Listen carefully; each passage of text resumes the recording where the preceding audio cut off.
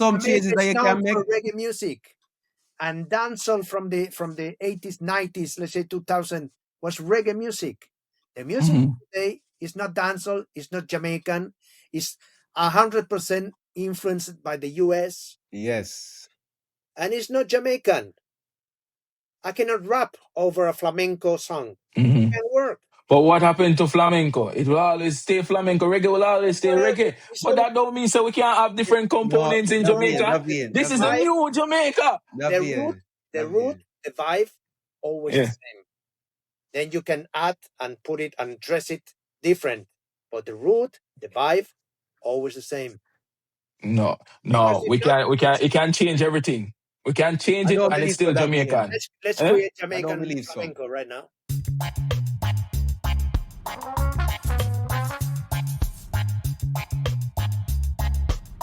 You get high, yo. High. We get live, yo. Get live. Boom, people, we are back again. Round two, part two. And we, as you can see it, the infamous in Jamaica, Julian Garcia, the European reggae promoter that reggae Jamaica is not a fan of right now. They say that online, but behind the scenes, they're still reaching out and still trying to come to Europe with Julian. Of course. Julian is back with the Yaadman Podcast, the number one Jamaican podcast in Murcia, Spain. I'm back again with number one Jamaican podcast in Europe. And we're going for the world. Davaine and Tonniel, your hosts, are here to bring you another discussion. Another year of reggae has passed, you know? Yes. And we have Julian here. And as much as a lot of people don't want it, Julian is probably one of the most knowledgeable persons in the reggae music industry that I've spoken to, you know? His stories go vast and wide, and, you know, he can tell you things that, to be honest, like things he tells us off here is things that you'll be shocked to know about in the industry. Hopefully we can get him to share some of that with you guys today. But Julian, Yes. welcome back. Thank you so Welcome much. back. Happy to have you back. Normally we always say, oh, we'll same question we start out with, and we're gonna do it again. What do you think your purpose is, Julian? Especially when it comes to reggae. My purpose. Yeah. I mean, my purpose has always been the same: just spread Jamaican culture, reggae music, and everything in relation with the cultural part of this lovely island. That's it. Yeah. Remind me, what made you fall in love with reggae? I mean, it was, this year is gonna be 40 years. When I coming back from school in the summer, I had the chance to buy my first Marley album, and when I listened to it, that music gave me a total different perspective of the music that I've listened to it before, right? Because I play music since I was 2 years old. And Wow. I discovered something that it really changed my life. And step by step, I start to trying to discover more and more and more and more, and that's how I felt in love with reggae music. Okay. And over the years, who has been your favorite artist or group? Definitely Tosh. Yeah. The fire. Why Peter Tosh? Why? Because I identify myself like like a revolutionary, A stepping razor. a man that he never was scared to say what he thought, and he feared no one, nobody, and he's in my point of view is the one who has been the expression or the mirror of what reggae and revolution was born. Yeah. That's the aspect I always will love about Peter Tosh. The revolution. You don't think the reggae artists nowadays still go for that revolutionary message above all? No. I mean, just yesterday we were in a Facebook post by Danny Creator from World Reggae, one of the biggest websites in Europe, and we were discussing about the part of the revolutionary or the fight against Babylon. Nowadays the artists they totally they separate what is the fight against Babylon and what is the day by day living, and everything is in dollar is in control of everything. And today artists maybe they're scared, or I don't know why, but the revolutionary aspect of it disappeared totally. Mhm. You would say you would say totally disappeared, or has it died down? Well, I mean, you listen to all kind of music, and today all kind of Jamaican music, and you compare with the 70s or 80s music, and most of the lyrics in the revolutionary or the fight against Babylon aspect is totally different. Mhm. And why do you think is this? Do you think they signed an act maybe to not? I mean, maybe the globalization, Mm-hmm. maybe let's say that people or new generations are living much more comfortable than the earlier ones, Yeah. and maybe it's the reason. Yeah. But Peter Tosh ended up being unalived. What do you think? Did you think that had something to do with people just having more fear for their life as well? Of course, and not only for their lives but for their success in the business. Ah. Okay, I'm sure that any controversy or any um, too much talk about something can cause that most of the festival can cancel, or they Mhm. don't call them to book the artist. Yeah. So it And might be it might have been a change going towards getting more show business. So Yes, they the, now is only business, only business. yeah. and I think the reason for this is because, tell me if I'm wrong, artists make most of their money from performing at shows, not their records per se. Yeah, that could be a most important reason. Yes, Yeah. Mhm. Last night I heard about something called the Reggae Compassionate Act. You know what that is? yes, I was there when it was founded. Oh, Can you share some information on this, how it come about? Because that was when we were very young and it just did not make the news in Jamaica. I mean, during, if I remember, it was around 2005, 6, or 7, right? Yeah. There was a big controversy in Europe because of the anti-gay lyrics. And in Europe, all the lobbies, the gay lobbies, right, and LGBT lobbies, they were in a big fight against Jamaican culture, especially against artists like Buju Banton because of the Boom Bye Bye song, TOK, Mhm. Capleton, Buju Banton, as I said, and Sisla. So the one who was in a big fight against those lobbies was Sisla, because he stand up, and even when they try to ban him or they ban him, he wrote this song, no apology. yeah. Rastaman no apologize to Well, I no just, Batty Boy. Batty Boy. This Yes, King yes. Yeah.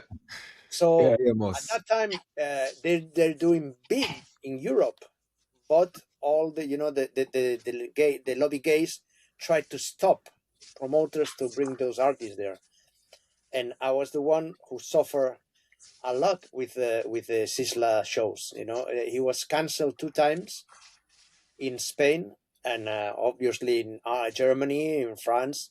So some of the promoters in Europe, we met in at the Victoria Plaza Hotel in London with one or two of the main gay lobby groups, and we try to find a solution. So we start to create a letter that was called the Reggae Compassionate Act. That I don't know if it was the right word, compassionate.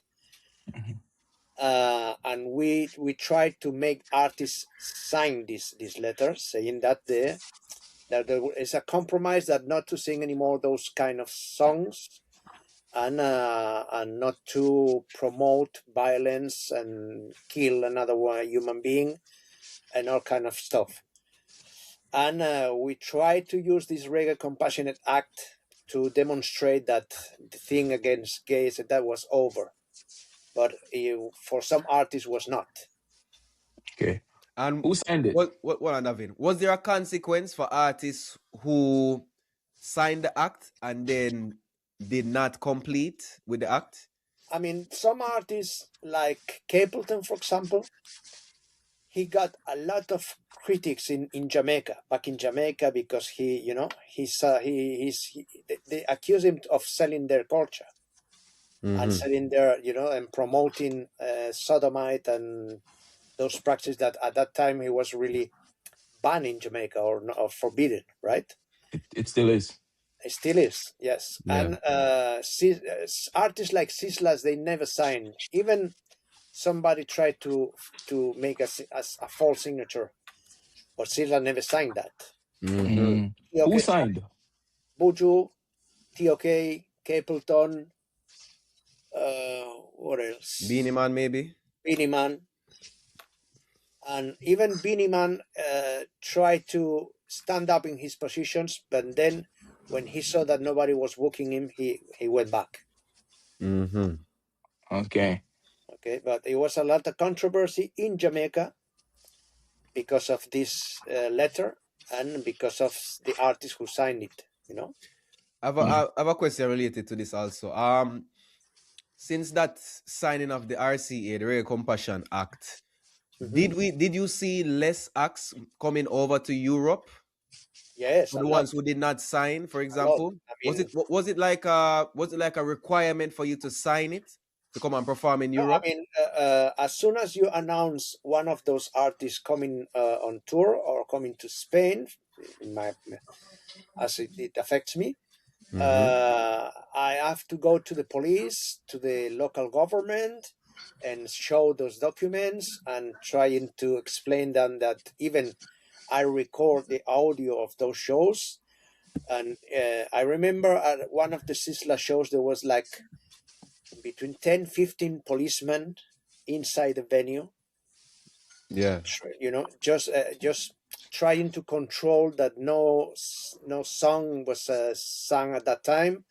But it was stupid because none of them understand patois. Yeah, I was just about to get to that. Yeah. But it was for my opinion. In my opinion, it was like a big publicity campaign for the lobby gays. You know. Okay. They get a lot of profit of that. You know, acting as a victims. I'm not saying that they were right. You know. But in some cases they went too far. You know. Because, for example, it was on 2008 Sizzla tour, European tour. Sizzla started the tour. It was a lot of, a lot of concentration people in front of the venues and that, but most of the venues were sold out. So people want to see Sizzla. Yeah, man. And he had a show in the mid of the tour. He had a show in the US. So he went back to Fort Lauderdale. And then he started the Spanish leg of the tour. So he landed back in Madrid, and the whole crew passed except Sizzla. Sizzla was stopped, and they said that he was in a non-accepted Schengen visa list. He was nearly 30 hours in a room, locked down, and then he was deported. Wow. So after that, you know, all the shows were canceled. You know, after the part of French, Spanish, and Netherlands shows were canceled because Sizzla was deported. And then we you know, most of the promoters, we tried to look what was going on because he was in Europe like 5-6 days before, and now he was in a ban list. So long time later, we discovered that one of a gay German deputy in the German parliament, he included his name in that list, but after he was deported, the name was erased. But So, Sizzla is back in Europe now in the summer. It's illegal. He was illegal what this deputy did. Yeah, but he it looks fucked up so. the whole thing, you know. It was like a Okay. vengeance. So that's what I say, that they went too far. Okay. I have one question. So, for example, you said that police were waiting outside the venue or in the venue just in Yes. case they made like lewd lyrics against the Yes. gays, Yeah. right? Yeah. Right. What if an artist were to step across the line and sing something? What would be the consequences right there in that moment? Would they I be mean, stop the show, and I suppose that put it in I'm not sure that they can accuse us of a hate crime Mhm. or a violence crime, but for sure the show was stopped, and the promoter has to give back the money to the people, Okay, even okay. assuming the costs. Mm. Okay. Yeah. How come Sizzla is back in Europe this summer then? How, you know, Let me ask you something, Davaine. Where in Europe? in Netherlands and Okay, Netherlands, because they are free-minded. But Sizzla cannot come to Germany, cannot come to Spain, cannot come to Italy, you know. But Netherlands, he came. Sizzla performed was 2 years ago, 3 years ago at the Reggae Lake in Netherlands. Mm-hmm. Yeah. okay. So it's just Netherlands he can visit, because I'm sure that I tried to do a show in Spain, and I will have big trouble. Okay. So the Schengen work visa doesn't transfer over to all the Schengen area countries? Yes, but the problem, you can travel around, no problem. But as soon as you want to do a show, that's when the authorities come to look for you and stop the show. So you can't work, but you can travel, but you can't work. That's it. Okay. Okay. All right. I've been to some reggae festivals and shows here, and a lot of them have up the gay pride flag, the LGBTQ flag, and they also have like segments dedicated to that community. How do reggae artists normally react to seeing this when they come here to perform? I'm sure that all those flags you see at the festivals, artists don't see it. Yeah. I mean, everything is just it's just a work of publicity in front of the audiences, and peace and love. But you won't see those flags in backstage. You won't see those flags on stage. You see them at the entrances. Okay. And in the booths. So no Jamaican artist will see those flags I'm not accusing them of, but they have a culture. Yeah. And you have to respect it. Okay? Okay, fair enough. To backtrack a little bit about the revolutionary message on Peter Tosh. As we all know, Peter Tosh was alived by one of his friends, allegedly. Right? Well, not allegedly. He was convicted of it, so we can say, yeah. What are your thoughts surrounding that? What are your thoughts surrounding the murder of Peter Tosh? Well, it was a consequence of the future plans that Peter had for Jamaica, and he was ready to start one of the only free radio stations in Jamaica, not controlled by the government, and the government considered that a big danger, because having a free radio station in Jamaica, it was and put all day spread this message was very dangerous for the Jamaican authorities. And so Peter was murdered by one of the political parties that ruled Jamaica at that time. Even Davaine, it wasn't only Peter Tosh actually. It was the DJ who was supposed to be run that show. I think his name was Free Eye. Yeah, that's right. Yeah, he was actually unalived in that time also. Yeah. So you could see where they had plans for them. He was in the wanted list for many years, but there was the point that they decided to kill him because he was ready. He was investing a lot of money to put on this radio station. Okay, fair enough. And this radio station, it will go against the status quo, Davaine. I mean, Yeah. the murder of Peter Tosh was like something theatrical. They sent someone to kill him, but behind this guy and behind those guys who shoot him, there was the GLP. Okay. Okay. Okay. Really. And that do you think that was the moment that there was a shift towards more less conscious revolutionary music as well? Do you think that shifted the entire revolutionary message in that period?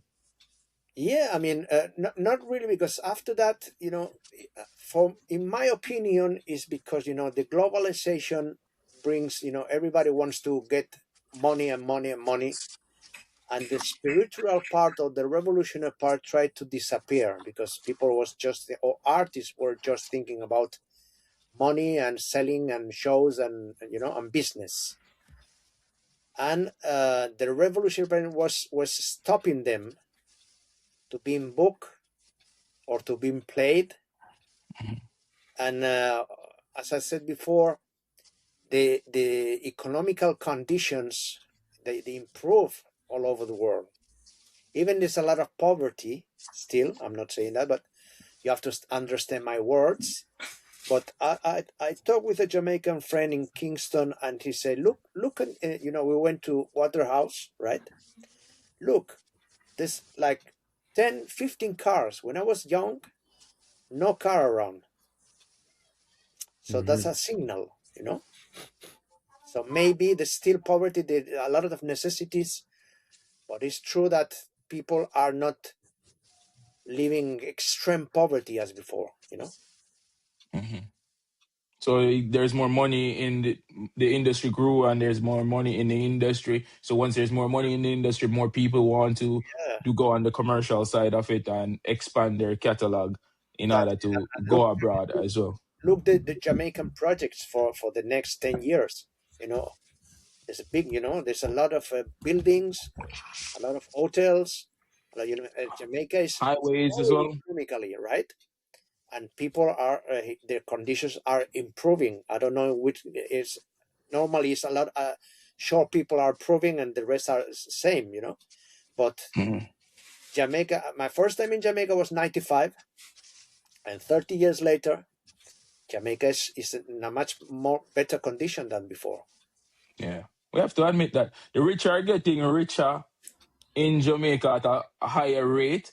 The middle class is getting a little bit richer at a little less rate, and more people are getting out of poverty That's it. on a whole, even though it still exists and it's still a big factor, but the percentage that are in it is decreasing substantially, So or at a very slow rate still, At a but very slow rate, still but some. it's improving. It's improving. Yeah. So I suppose the new generations are not really interested in listening to struggling and poverty, and are not really interested in that because they want to live a good life. They want to have good shoes, good clothes, and And I It's get more and I guess the music materialistic. and I guess material. the music and I guess the music reflected the time. There was a lot of struggle, so people sing about struggle to come out of the struggle. Yes, You that know? happens Yeah. in the 70s and the 80s. Yeah. Yeah. But from the 90s, 2000, the About struggles. fashion, There's a lot of materialism. people still struggling, But in terms of music, people are focusing on other lyrics. Yeah. Now it's more about the escapism, the individualism, and showing what you have versus Yeah, and people only talk about their struggle when they're successful nowadays. also, 30 years or 40 years ago, there was no internet, there was no YouTube, True.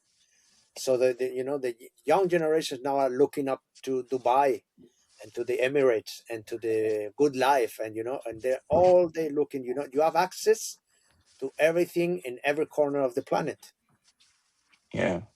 and it didn't happen before. Yeah. Yeah. Now people's minds have expanded, their areas of comparison has changed. Now you're not comparing yourself to the richest guy in the community. You can compare yourself to the richest sheik in Dubai, because now you see what the possibilities are for wealth in the Yes, world. A lot of people would hear about people being rich, or it's people being rich in movies and on TV. When you go on Instagram, you go on social media, and you say, wow, this guy is actually doing it in real life and he's making it look so easy. So why can't I do it?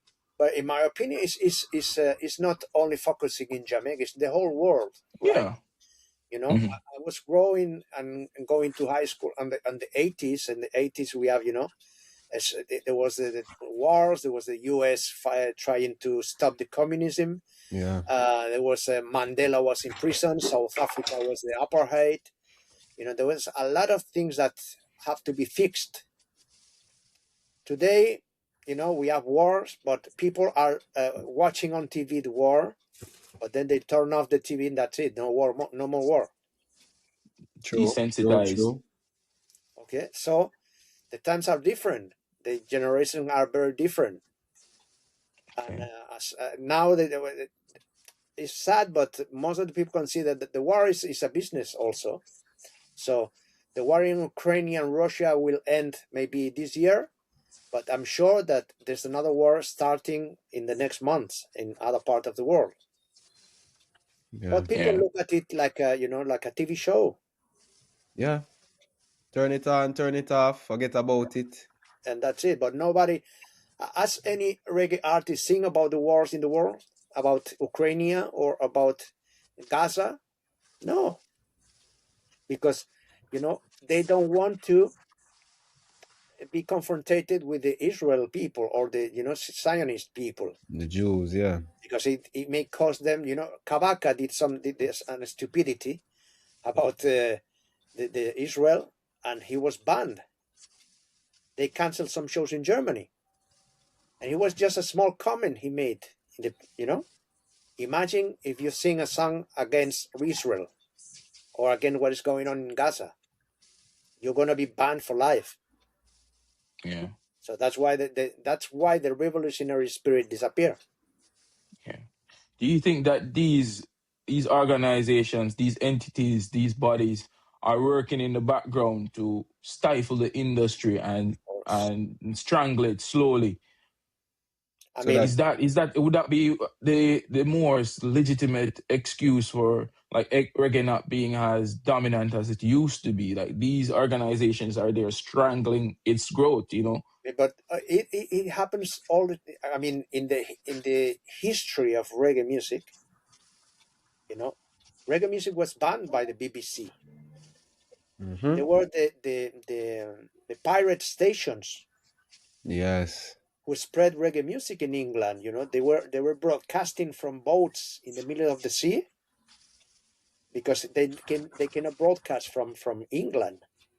So there's always some powers that control everything, even the culture, the radios, the TVs, everything, even the music.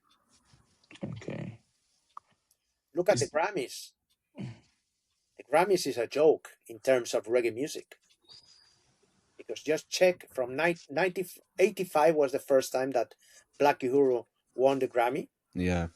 Look how many Marley Grammys you can find in the list. A lot. A lot. And why? Ziggy Marley's wife was one of the juries and was involved in the Grammy Academy. So, it's everything is controlled. Okay. And Now, that is you mentioned the Grammys, and tomorrow is actually the Grammy Awards while we're recording, because we're recording on January 31st. The Grammys is tomorrow. Can you tell us a little bit more about what you know that goes into the Grammy processes that people don't know? I know that it is about people that are in the industry that have what do you say? They can voting rights in the academy. It looks like, well, when you ask about how the Grammys works, they say no, it's all people voting, and it's a lot, it's democratic and this and that, but I suspect that is not really truth. It's not true. Mm-hmm. And I know that before, when they decide which 5 albums are going to compete for the Grammy, I'm sure that some of those powers decide who's going to be the winner. Okay. So in my opinion, is those people, millions of people voting, I think is totally false. it doesn't affect of the election of the album. Okay. Now we can put that to the test then.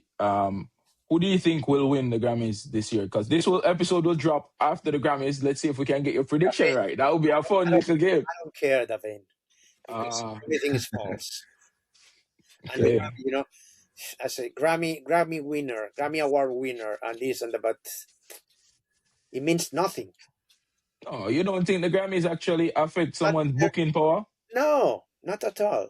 You don't think they will get more shows, more promoters? No, not at all. More publicity, the amount of publicity. Well, it's not even on the main stage, but it's all about market. It's all about the powers.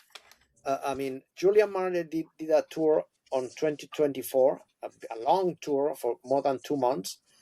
And why he did so much shows? Because the movie was released the same year, his father's movie. Okay. Julian Marley won the Grammy with an EP. That was kind of ridiculous. But it was the impact of the movie than not the Grammy.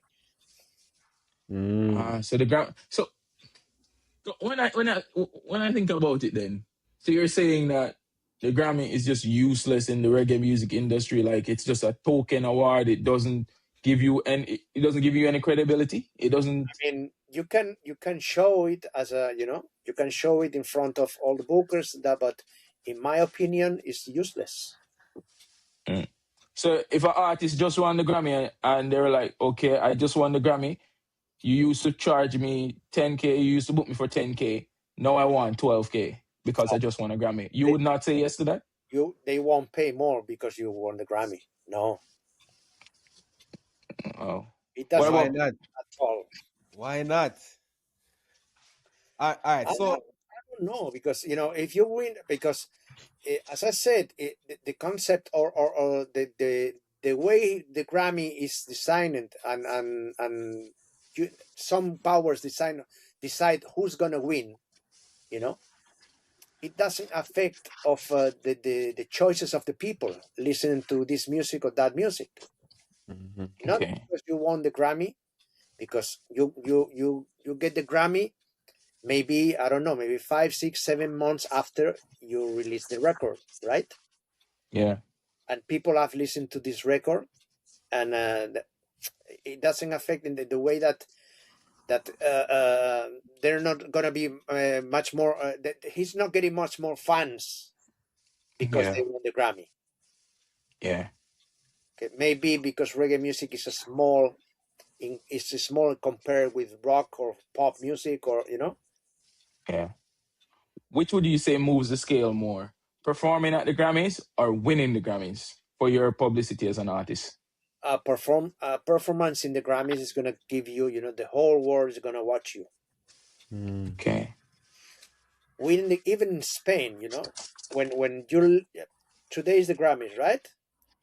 Tomorrow. Tomorrow. So the next day or the other next day, check on any newspaper in Spain and look for the reggae category. You won't see it. no. Yeah. Won't see. It will only be discussed in Jamaica Yeah.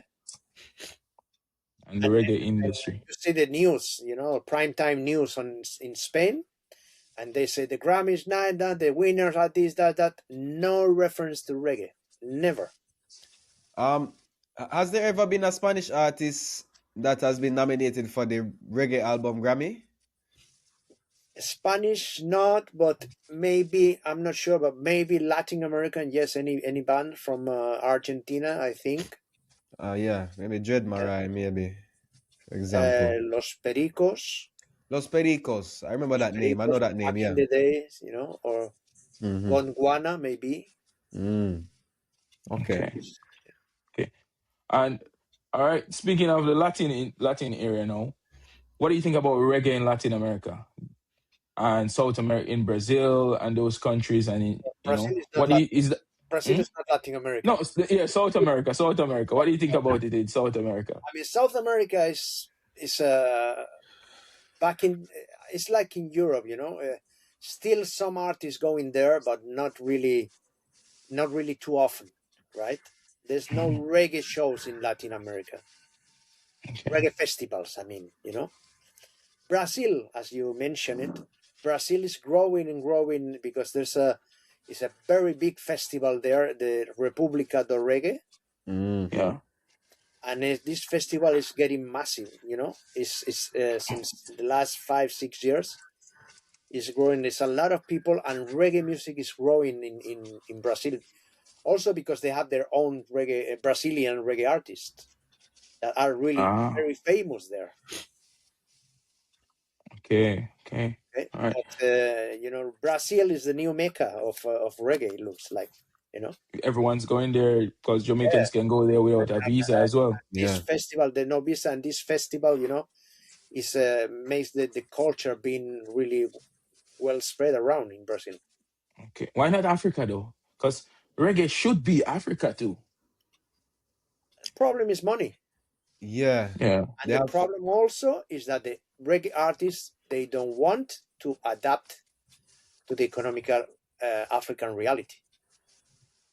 The reggae artists want to get the same money that they get in Europe or the US.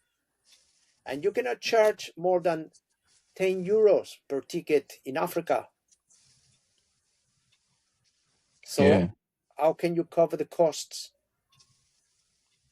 There's a big legend in reggae that I tried to do a couple of shows in Senegal.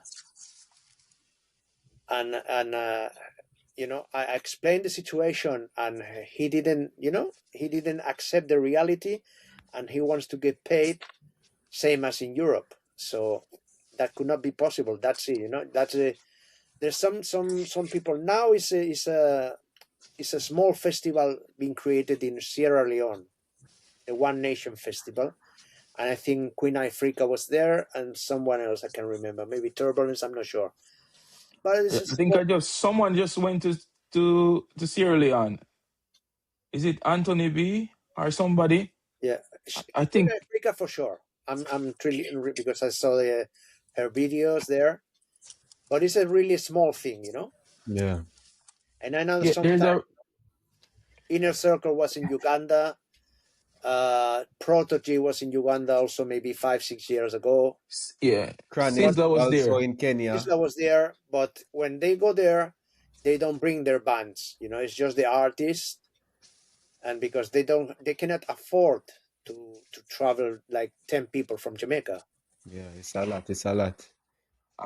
But at least they're going. Even though we know with the bands the performance is 100 times better. I mean, they're going. At least they're going. Track shows, or maybe they perform with some African bands, but it's quite not really often, But they have fans in Africa, though. They have a lot of fans in Africa. African people consume a lot of reggae music, but the economic part, as you say, is the biggest problem, to get these artists there and to pay them well. And the problem is that, there's a lot of, there's a big culture in Africa, reggae culture, but artists want to get paid as same as Europe, and they don't accept to be paid less. Okay. That's the thing, You know what I wonder sometimes? Because South Africa has the biggest Rastafari community outside of Jamaica, but yet you don't really see any reggae shows happening in South Africa. Yes, that's it. I wonder what's the reason for that. To me, it don't make sense in my head. I mean, I know that Burning Spear was there like 3 years ago. He was really successful. I imagine, yeah. But I know that the productions were really poor, and the show was not really. There was a lack of professionalism in there. So that's the thing that artists want to go there, and everything. They want to find everything crisp like in Germany or in Netherlands, and Africa they don't have experienced promoters to do a show, no? And this is a risk that some of the artists they don't want to take. Okay. I guess if they do go there, it will be more for the love of the music and spreading the music, and not for a profit. And there's not many artists that they want to go there for the love of music. No, it doesn't look so. It comes down to the money and the time. Speaking of festivals, then in Jamaica, do you think any of the current festivals in Jamaica are doing reggae justice in what they're doing? I mean, when I used to visit Jamaica 20 years or 30 years ago, and I attended the festivals, those were the best festivals in the world. But nowadays, talking about reggae, for example, let's talk about, for example, Rebel Salute. This year was not celebrated because of the Melissa hurricane, right? Yeah. And they moved. This is the first year they moved to Florida. They're gonna do the Rebel Salute in Florida. In Miami. I'm not sure if it's in April or March. Yeah. In April in Miramar. Okay, Yeah. so I think Rebel is trying to look for different because in Jamaica there's not, let me think about. It was 2007. I went to Rebel Salute in Saint Elizabeth, in the south of Jamaica, and maybe there was like 30,000 people there. Massive. Mhm. Then I went back in 2019. That was in the north of Jamaica, in Prairie, in St. Anne's. Yeah, Prairie. And let's say it was 5, 6, 7,000 people. So it's all about the audiences. Young people are not attending reggae festivals. And reggae music is the fifth music listened in Jamaica. Yeah. That's a problem. If the people attending festivals in Jamaica are in between 40s to 60, 70 years old, so these are the main people. The main people who ask to go to festival, young people are not attending festival. That's the thing. Okay. Can we change that though? Because, for example, the Lost in Time festival that Protege is keeping, it's from 2 p.m. to 12 a.m.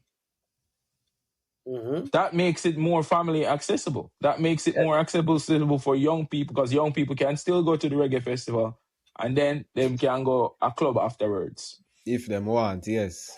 Well, Yeah. it's like, to do a day festival. Yeah. But the vibe is totally different. A day festival is totally different to a night festival. The vibe is totally different.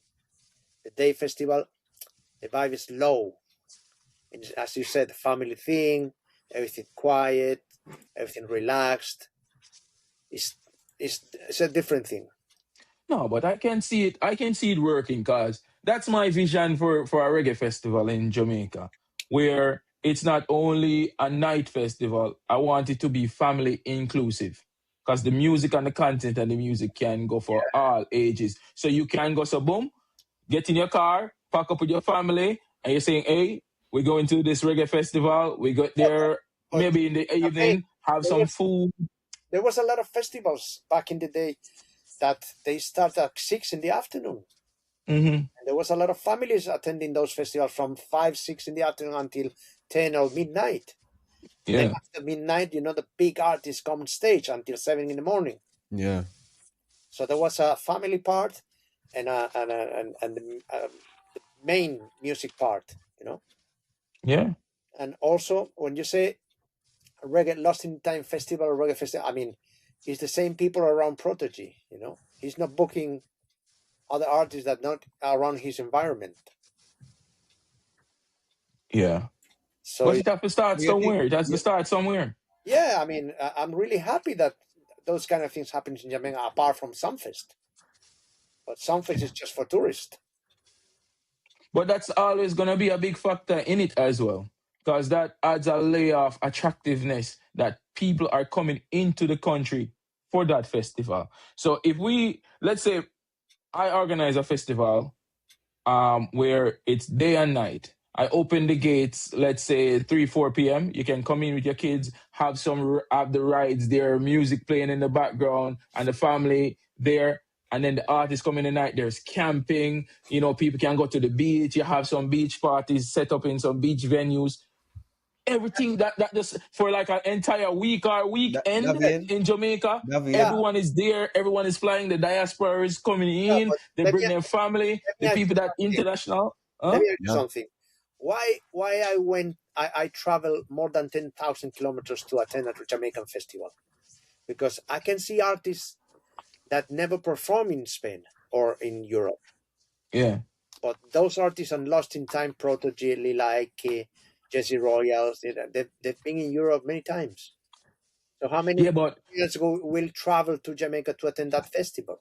no, I think it will be because, all right, it I will. so. Wait, listen what I'm saying, Julian.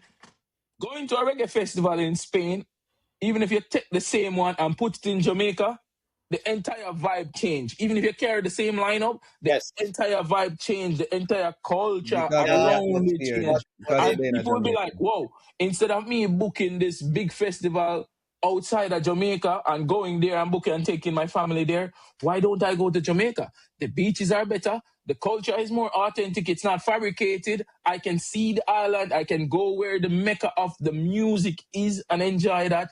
And we repeat that annually. Come on, man. There is a market for it. I just feel like we are too lazy and we want people to come in that they design the festival not for Jamaicans as well.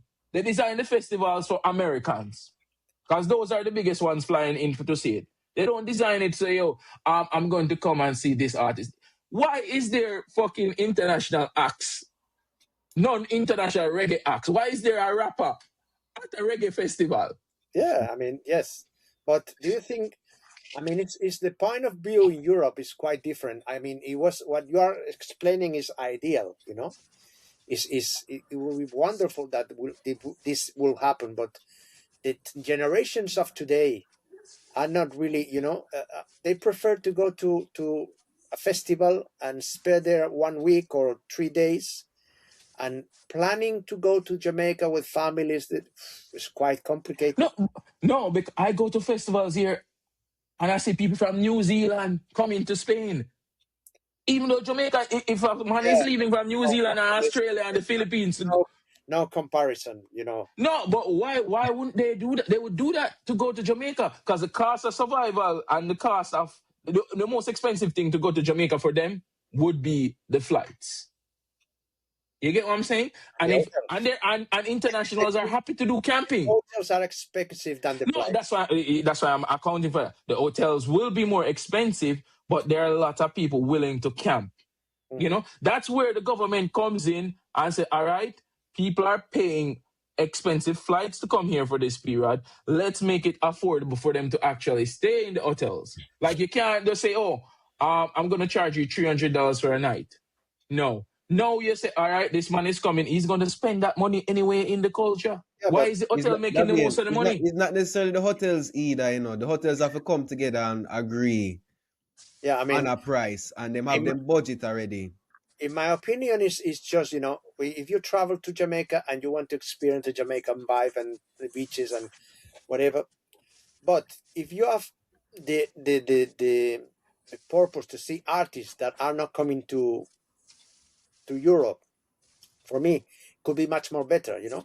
Let's No, say I don't think that's the purpose. people, you know, Jamaica should have the best and the biggest reggae festival in the world. We should have that, not other yes, countries. and It's embarrassing. It's also, embarrassing. I mean, also you have to have the best reggae museum in the world. And where is the reggae museum? In somewhere in Europe, somewhere in Germany. No, I mean, in I know that, you know, Roger Stephens. Yes. He owns Yes. biggest collection in the world. In the You know? world. And I know that there's the big promoter Joe Bogdanovich, the Sunfest head, and one of the man in charge of Downtown Records. You know, he bought for some say that €2 million, $2 million US this collection, and it's planned to be moved to Jamaica, but that plan started 2 years ago. So. No, I just find it whenever I see this episode, whenever I hear Reggae Month should have the biggest reggae It's a festival. joke.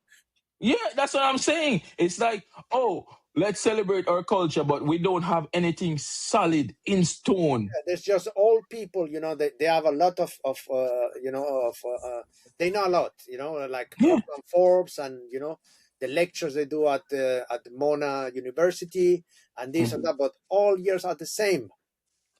Yeah. Look at Dream Weekend. Look at Dream Weekend. Just for comparison, that's people flying the entire diaspora and all of Jamaica move across the island just for that event, Are you telling me that the same effort with the help of the government, the hotel entities, can put in place a reggae festival like that? When I see like the Spanish government supporting reggae festivals here and our government now do that, it pains me. It's painful to see. But Davaine, you have to remember also that, you have to remember also that what is reggae music, what it stands for, what it represents. It doesn't actually go with the government's train of thought or the status quo, It go against it, Davaine. Go against the grain.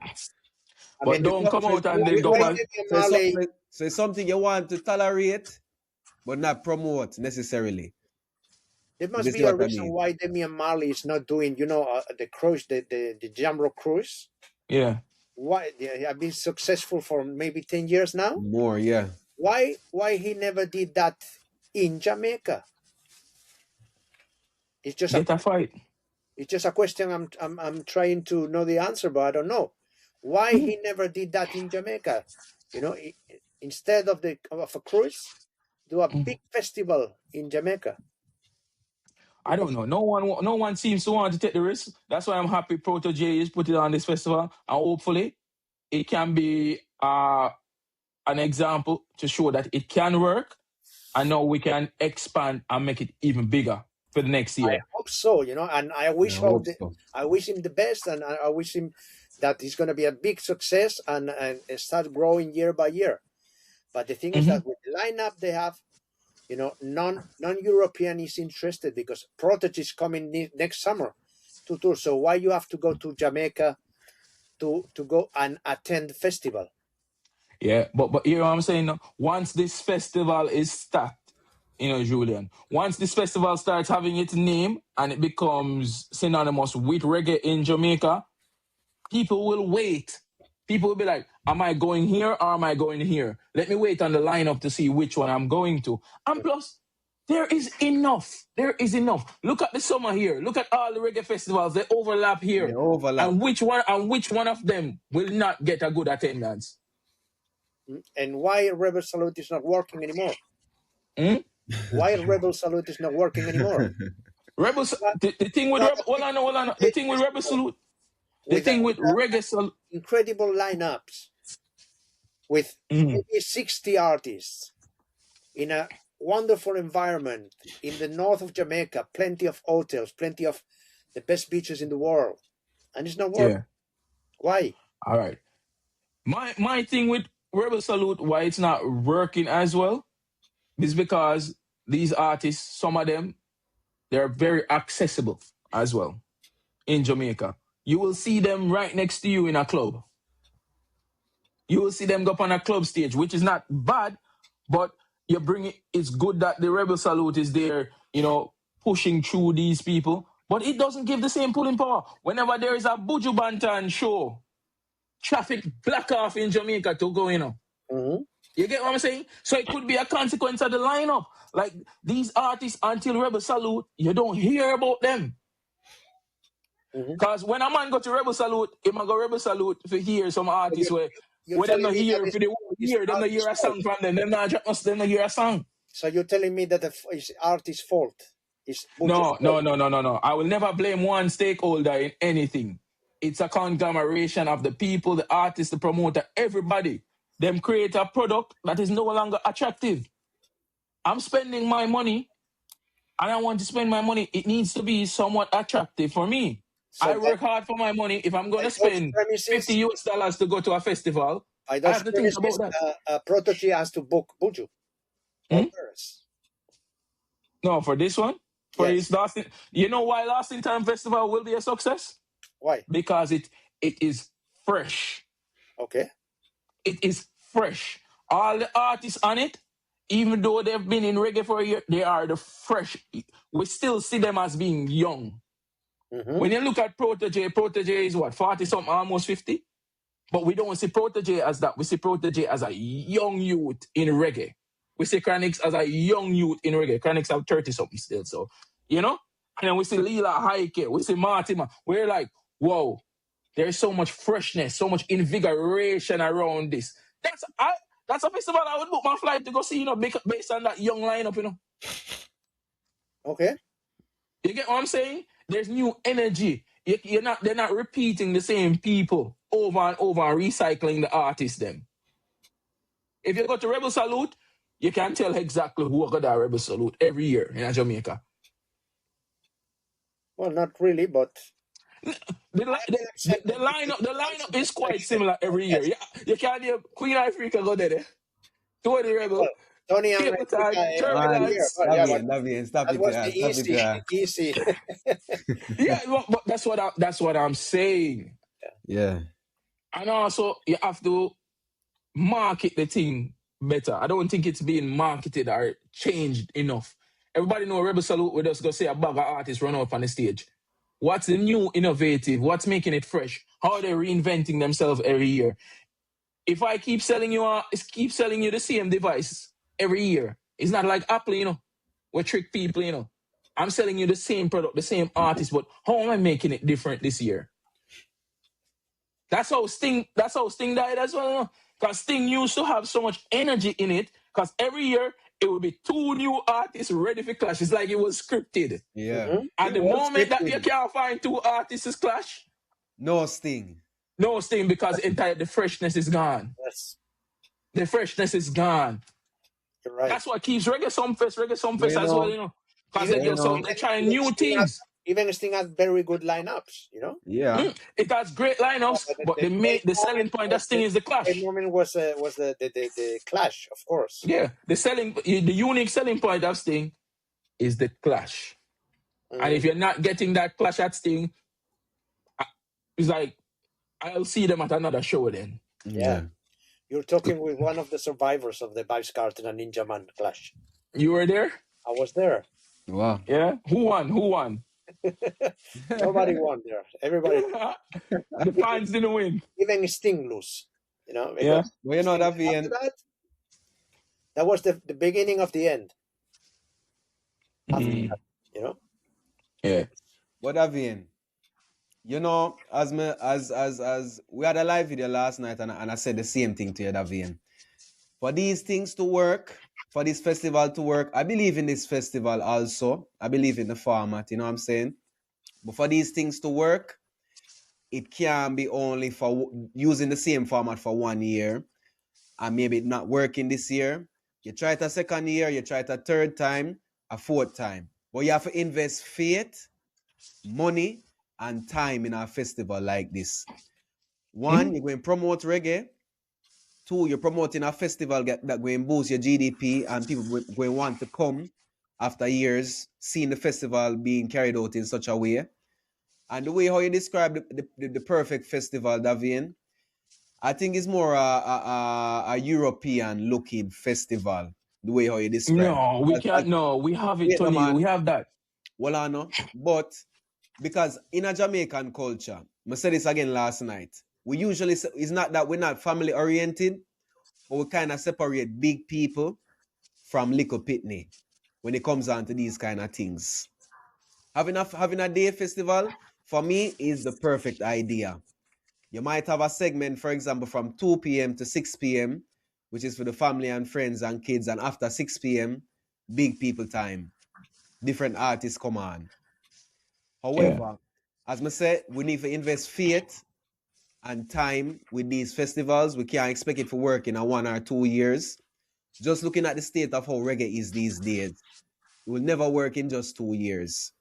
No, I'm not saying it will find a solution. No, but we need to try. We need to try. We need to be trying new things. Need to try, we need to experiment. We need to experiment, and we need to put with faith behind it and with time, as I say. Just faith and time. And after that, seeing that it work after a few years, because like a business, it's a business, you know what I say? It will work, I believe. And reggae will be promoted and see a new light in a few years. And being that, again, these are the young people of reggae that are performing there. People will be more attracted to go towards it. Because the people who go and perform at this festival, for example, For my generation, they are the frontliners of reggae. For Mr. Julian, there might be different frontliners in different names. For example, Sizzla Anthony B, you know what I say? But it's good that we have the youngest frontliners in reggae having this concert, and it will pull people towards the concert in the end, I believe. Yeah. Mm-hmm.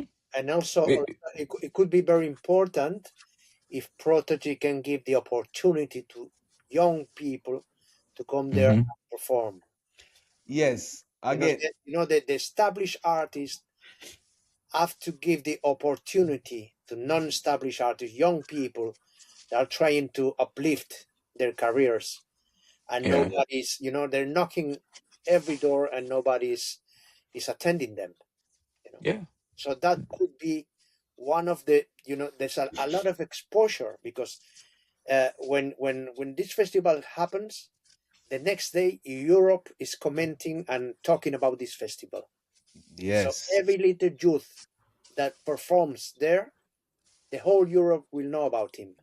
Yes. What I would suggest, for example, I can't tell Protege how to do his concert, but I would like to see, for example, 2 hours or 90 minutes, let's say, dedicated to people who want to come up and perform. Them say, all right, Yes. 90 minutes for new artists, come with your USB or come with your instruments or whatever.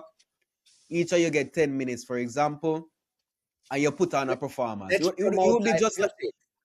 more like No it would be USB just allowed. like back in the days. Live when- music. when- A band will be on stage, Tonniel. Of course, let's not allowed USB. Or for example, that would be the perfect case. But I was saying just to start with, and this would almost be as you remember back in the days when Coxsone Dad used to have him studio and him says Sunday, him recording or looking for new artists. I have a line of artists outside waiting, practicing months, and them come now and them say, all right, my time for shine. Come show Mr. Coxsone Dad my talent and me perform.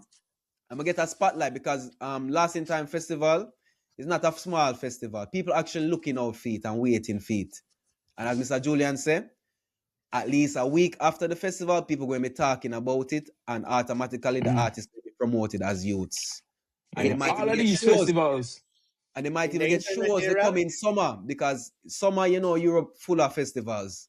I'm sure at least one or two of most them the youths there. festivals are on you'll YouTube. get a show. So when you have the festival on YouTube, there was thousands and thousands of views. Yes. Yeah. Virtual And so festivals, you can yes. stop and look at this performance, that performance, and people can analyze and and that's very important to make these unknown people, and I'm sure there's excellent artists waiting for their opportunities. Definitely. Yeah. It can just be one clip, 30-second clip, TikTok clip, And can make your career, Not Can only make your career. artists. Let's think, just you remember, Slide just passed away, What about Condolences. young musicians? Man. We need new good musicians. Musicians, not only artists, Take, musicians. to take the place, Mm-hmm. because we know, all the very well-known musicians we know today, we used to Sly and Robbie, Dean Fraser, the Yeah. Roots Radix, the Firehouse Crew. They're getting old. We need new bands, new musicians to go on, Yeah. But you know what they're saying? The old artists, the established artists and musicians, they're saying that the young youths don't come and ask for help. And the young youths are saying that they shut the door on them. Hmm? It's like everybody is blaming everybody else. Yeah, so that's the festival, one of the best ways to exposure them, Mm-hmm. No, I don't. Let's give the opportunity to this band, to those musicians, to those new artists, Yeah. I don't see artists walking with a young youth in a them camp or run out on stage and give him a one song anymore. It rare now. Because it costs the artist. It costs the artist. It costs the artist, yes, but it's good for the culture and the music. Definitely. And you know what? It actually benefits artists. Because when you have young talent, it kind of put fire in your career too, I don't know about that. I don't know about that. Think about it. It promote culture. And as I say, think about it. Think about alliance. Sometimes we are for willing for sacrifice now for the future of reggae. But the problem is, I think sometimes them don't want sacrifice for the future of reggae, them look on the now. Me hot now, Yeah. me do what me do now, because if me want move like me want sacrifice for reggae, me might end up like Dennis Brown or Gregory Isaac or Prince Buster. People have to put together money for bury me. And me have such a rich catalog of songs that people can sing from today till tomorrow in the culture. Yeah. We get what you're saying, Tonniel, because we are saying from a standpoint where we don't have anything to lose and it now pay our bills as well. But me still feel some effort needs to do into it. You can make money and you can walk with a young artist with you or a young musician. I would like to see it. Carry one of them with you in your camp. It will do a world of wonders. If every established artist do that, and all of the young artists them walk with, even one of them boss, it do a world of wonders. You know, that was Sugar Minor's spirit, you know. Sugar Minor had his own youth promotion label and camp, and he used to back up a lot of young artists, you know, under his wing. Yeah. And none other artist like Sugar Minor did that. So this is really a very good example to follow. The youth promotion camp. Let's see if people actually listen to it. Next thing, the festivals in Europe this summer. What are your thoughts about the lineups? It's always the same. But wait. Always the same. You know, maybe there's a big surprise. Sisla in Netherlands. Yeah, man. The Vibes Cartel in the Reggae Land Festival in the UK. We have another big artist coming up too. Oh, one that we discussed on the podcast before. He's coming back to Europe. To one England. of the kings of reggae. Oh, Barry Salmon. Oh, yeah. He's headlining City Splash. Yes, he's coming back. In May, right? Yes. Yeah. Do you think our video, when you discuss that, do you think that has anything to do with Barry Salmon getting booked for City Splash? No, I don't think so. I mean, it's if I could have the money to promote a Burst Hammond show in the UK, it's a big business. Okay. Yes. As we say in Spain, it's a winner horse. Yeah, winning horse. Yes. A winner horse. If I could have the money to invest, I would book Burst Hammond anywhere in England, in Manchester, in Birmingham, everywhere. Liverpool, London. Okay. Because I see even the Reggae Land, 100,000 tickets sold already. Oh my God. Reggae Land has such a lineup. 100,000 tickets sold for a 2-day festival. That is crazy. Yeah, I think the only person missing from that lineup is Sean Paul. Only one missing from that lineup. Everybody you can see in that lineup, honestly. Yeah. Well, you see, what I miss is the veterans. Yeah. What about the veterans? Nobody take care of the veterans. Yeah. That's a pity. True. Yeah. They're not, but the target audience is not for the older population. Yeah, but you have a lot of money. You just put Vibes Cartel there, and you said 100,000 tickets, not because of the rest of the lineup, because of Vibes Cartel and maybe 2, 3, 4 names.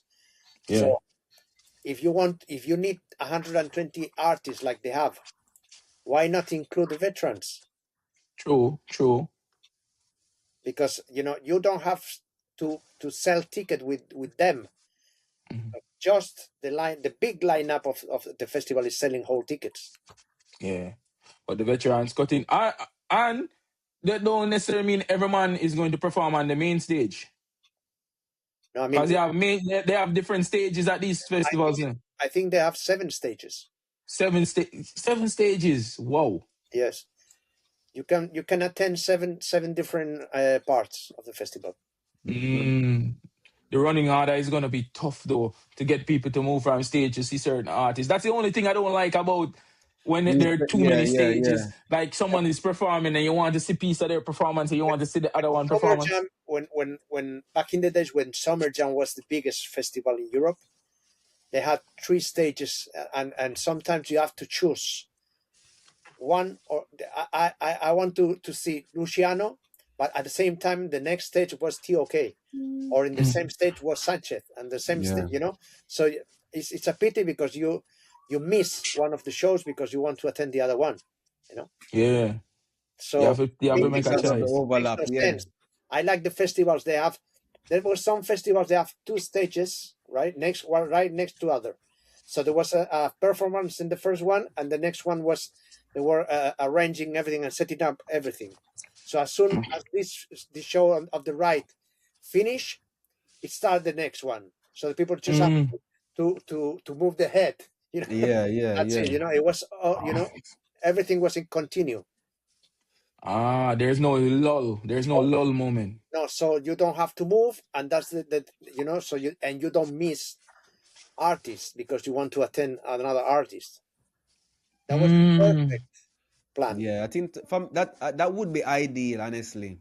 Rather Yes. move into another place, because as you say, you miss an artist, you miss half hour of the performance when you try to go towards another crowd just to Mm. see the artist, and sometimes the performance is overlap too. But Yeah. it's all about the business, you know. It's a Yeah, hundred man. Yeah. thousand tickets. Yeah. Tickets, You don't Yeah. tickets. It's money at the end of the day. you don't Yeah. give a fuck if people miss an artist or Yeah. business is You done. think yes, it's already successful before it go. You just the only thing is to do everything so that no one asks for a refund.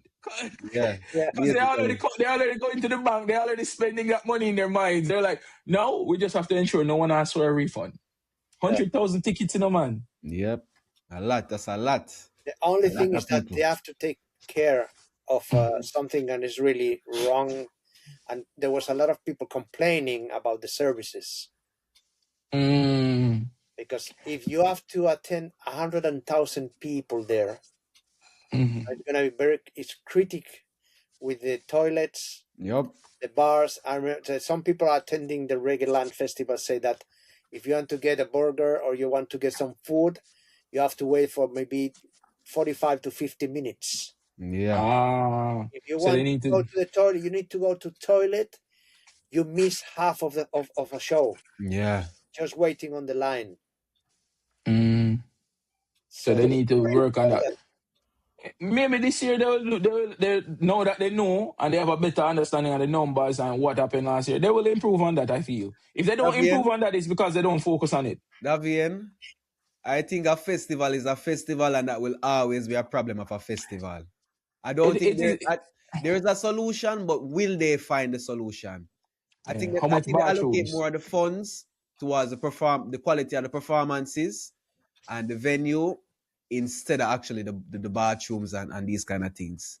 I just believe But a festival is a festival. It's just one of them things. they all play a role in the entire thing. Mm-hmm. You know, if you're hungry, if you want hungry, you want to pee, you're thirsty, you're less likely to enjoy a great performance. I don't think that will stop you from coming back another year, though. It will. It Just will. because they never go to the bathroom that one time. I It don't think depends. so. It depends of your age. Yeah, depending on your If age. you're 20, no problem. If you're 40, next year I will think if we're going attend it or That not. too. That Yes, too. Yes, Tonniel. And when you get older, remember when you're younger, you were happy to stay in a hostel with 4 other people in the room. No. But now, you can't get you in a hostel. The comfort is more. You need a 4 stars hotel with your own your private bathroom, and Yeah, Exactly. you don't need that anymore. You don't need that anymore. it's all All about the right. age. Yeah, it's not about age. Julia, what are your predictions for reggae this year, and how do you see it going compared to last year? It looks fruitful. I mean, the tours are totally disappeared. You know, I've seen artists, coming to Europe or trying to come to Europe to build a tour, and what they got was just 4 or 5 dates in Netherlands, Mhm. and the tours are completely gone, and everything is concentrated in festivals, summer festivals, Yeah. except for May and City Splash, but the rest, everything is concentrated in 3 months. And as I said, it looks like every year is the same. There's no surprises. There's no newcomers or artists that have been in Europe for maybe 10 or 15 years. Mm. You know, so it's kind of boring. Yeah. So so it just comes right back around to there's not enough young artists coming up. No, I mean, and the old artists, I mean, it's like, let's say an example, Burning Spear is coming for the 4th consecutive year. Or, I mean, people is expecting everybody's talking about Vibes Cartel at Reggae Land, but they don't talk about Summer Jam, or they don't talk about Reggae Lake, and the lineups are kind of boring. The lineups are for the older population. They've seen the lineups time and time again. Yes, so maybe it's the 20th time I've seen Alborosi, or 15th time I've seen Third World, or Protege, or Lila Ike, or Mortimer is coming every year. I love Mortimer. It's just examples, right? But even the young people they need something new. They need new surprises. Some years ago there was still it's going on, the Reggae Gale in Belgium. They did something different at the rest of the festival. They brought some artists straight to the festival, something unique that no other festival had. But nowadays it's not happening anymore. When you say bring artists straight to the festival, what exactly you mean? I mean, let's put an example. They put together Michael Rose and Ducky Simpson, and they put Black Uhuru after 20 years. Oh, okay. Things like that, Yeah. Or they brought straight or Shabba Ranks. They brought straight Shabba Ranks to the festival that nobody has Shabba Ranks that summer. Okay. Things like that, or it could be wonderful to have an 80s experience and put together Admiral Bailey, Josie Wells, Furgon, something like that. Something new. Something that they come straight. There's an exclusive show, Yeah. So, what about more dancehall artists at the festival? Because you have more young dancehall artists than young reggae artists having exposure, What about some of them being at some of these festivals? But it depends. Dancehall artists of what age? Dancehall artists have an age between 20 to 30. Like the young ones, them are established now. Yeah, but young ones are not. They don't have followers in Europe. They have some, but they don't have the followers as the dancehall artists of the 90s. Yeah, but that's what we're trying to change. That's what we're trying to give them that exposure. Because those artists are not playing the real or the music that Europe people like. It's not reggae music. What they're playing, or even the dancehall vibe is different. Far away from what Jamaican vibe was back in the days. Yes, but no, we still have to give them a look in. Yeah, still have to give them an opportunity. They're not getting the opportunities. People that don't like them. Oh, have you tried one of them? They can be very good artists, but the vibe behind them, the music behind them, is not Jamaican vibe.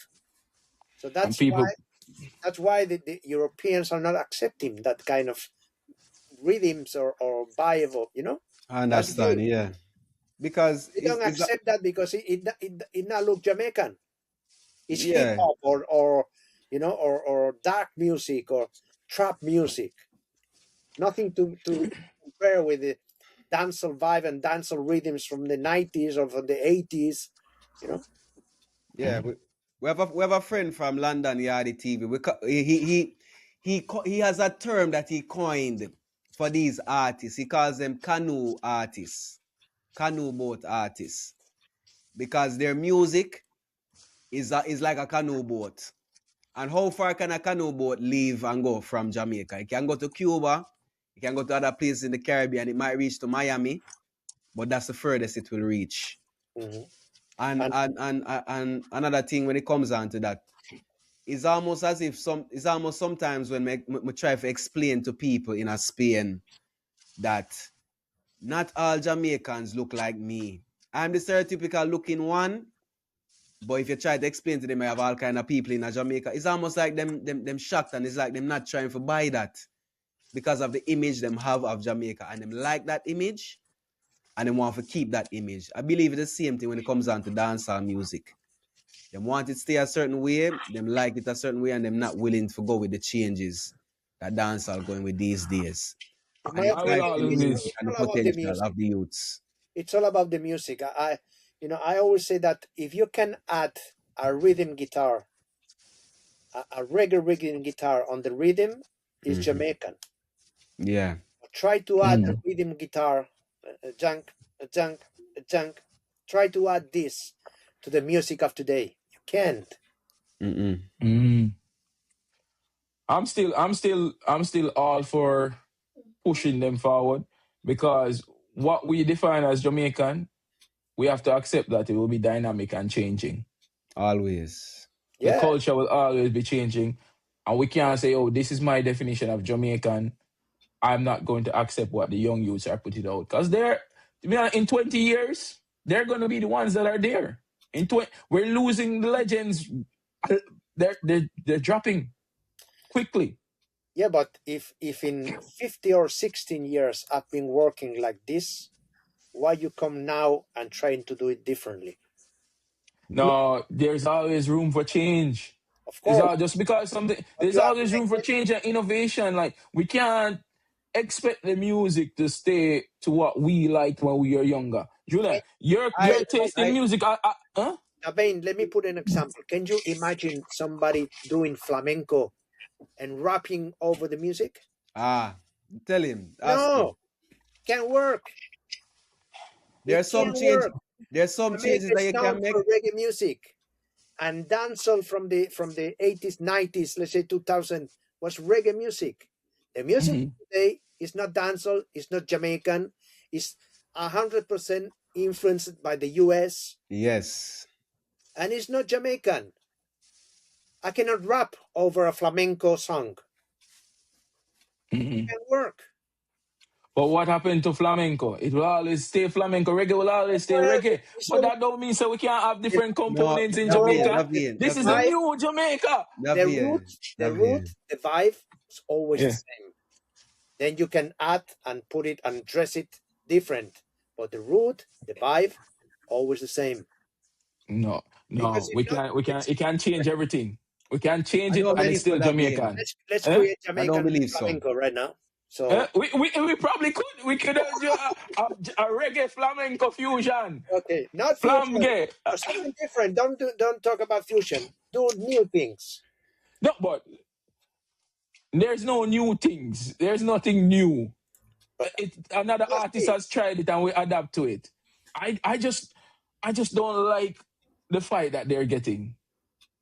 It's not a fight they're getting in another vein. Yes, Tonniel, it's the fight because you turn your back on them. For 10 seconds. I don't think it's a fight them getting that vein. Them getting something like people giving them advice. Not on what to do, because young people, them don't like people tell them what to do.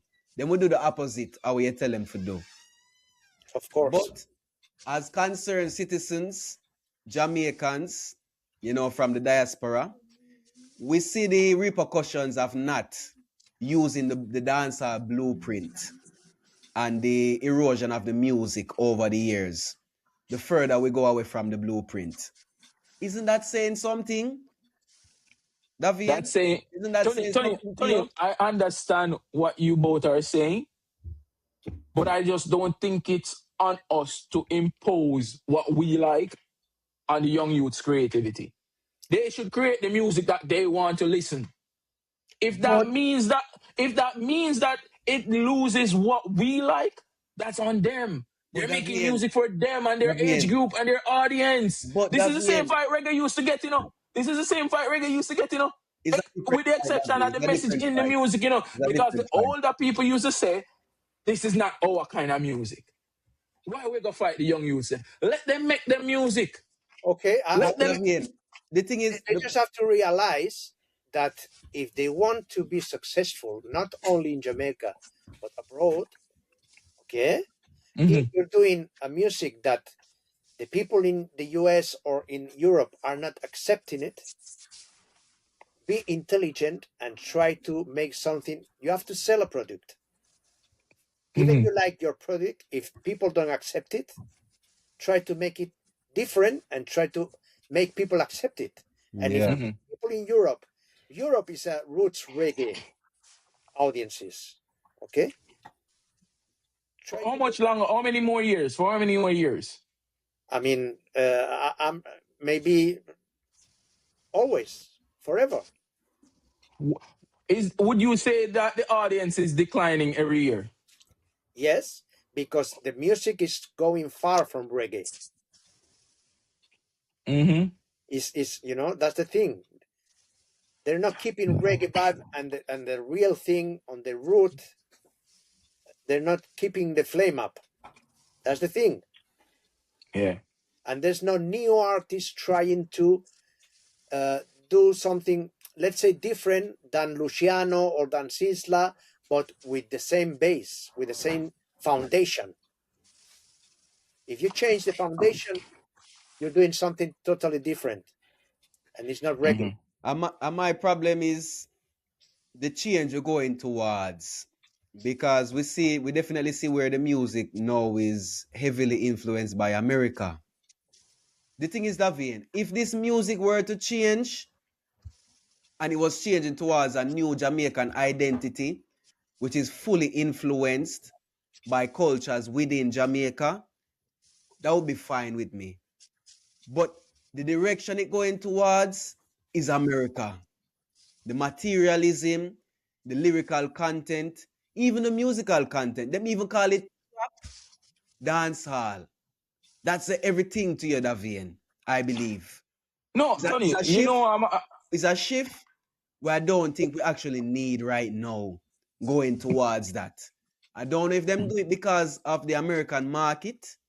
They might try to please the American market and forgot to America. But I would like to see the influences coming from within Jamaica and not going towards America. That's my biggest problem. I'm 100% with you when it comes to the content and the influence of the music, you know, and the Americanization of the music. But I just feel like we need to give them grace and we need to give them time to discover their sound.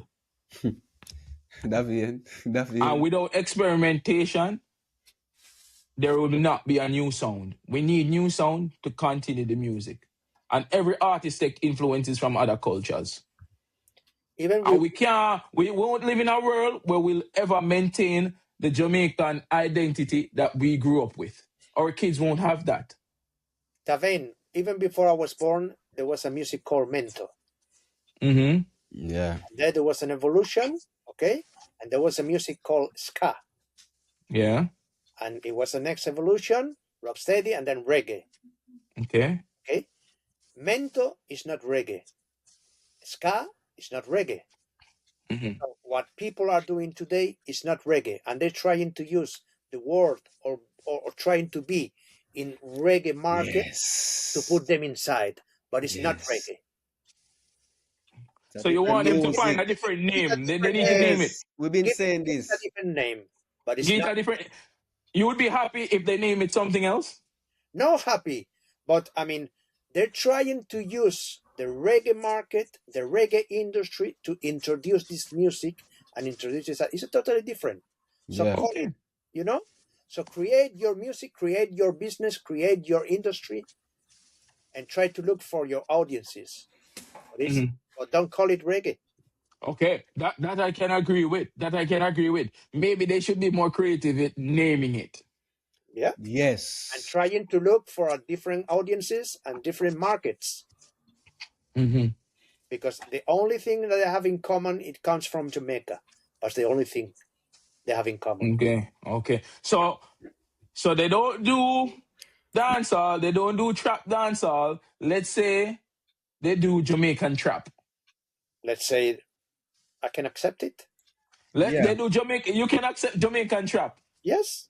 But so not trap dancehall. So from today forward, we call it Jamaican trap music. Don't go into the Grammy category. Wait. But if the industry get as big then they can have their own Jamaican trap But let's category. see. But let's see. But Let's see. The Grammys put everything from Jamaica in the same category. Yeah, but they call it reggae category. Reggae category. So the reggae category is the established entity. Then we have dancehall now, and now we have Jamaican trap. Yes. Basically. We can all agree. We can come to a consensus with that. Should Everybody be the happy. case, but it should not be called something that it is not. Because the definition of dancehall is something different than what they're singing these days. All right. Jamaican trap or Jamaican pop. Whichever one they want. They can take it. Yeah, Jamaican pop. You can put it at that Yeah. and that's it. Jamaican pop. Trap or Jamaican pop. Yeah. You can pick anyone you want, people. Julian? Yes? On and off. I think that you have any questions, Host? Anything, No, any shows planning, any new artists coming in you're bringing in? Not really. You know, we're trying to do something with Big Youth and Abyssinians on May. Wow, Big Youth. Big Youth's performance last year at Rotterdam. Yes. That man is with a the man. Big Youth have a big voice. Yeah, with the Mad Yes. Professor. And I have some projects in mind, but it's always nothing confirmed yet. With some people call me from this place, from that place, you know. But it's quite every day is quite difficult to do things about in reggae, in terms of reggae in Spain. I'm trying to do something. So let's see if I can get some bookings. Okay. Where are you planning, in Barcelona, or you want to catch someone on a tour? What do you mean about Big Youth and the Abyssinians? Yeah. We're trying to do Barcelona for sure. I'm sure they're gonna perform in Bilbao. Okay. And we're trying to do Barcelona, but nothing confirmed yet. Okay. All right. Let's see how that one go. I'm going back and forth to Barcelona, so I'll probably be at that show if it gets set up. And any you okay with young artists reaching out to you to be booked if they have a visa to get on a show? No problem. You know, I have a contact with a lot of artists. You know, and I put them in my roster, and I send it around. And if somebody show interest, but that's the thing, that they're really well unknown. And it's very difficult to find, because... Okay. All right. Fair enough. That's what's happening today. Okay. All right, Julian. Big up yourself. Thank you, people, for tuning in. Reach out to Julian, young artist. I want to bombard him. You know, make him love the Jamaican trap music. I want Julian to bring a Jamaican trap artist to Spain. You know, as soon as they have a big hit in Jamaica, and it becomes a big hit in Europe and the US. I'm sure they will have a market, and I'm sure that we can try it. Okay, all right, and I'm all for it. But myself, people, thank you guys for tuning in, and as we always say, just walk good. Okay.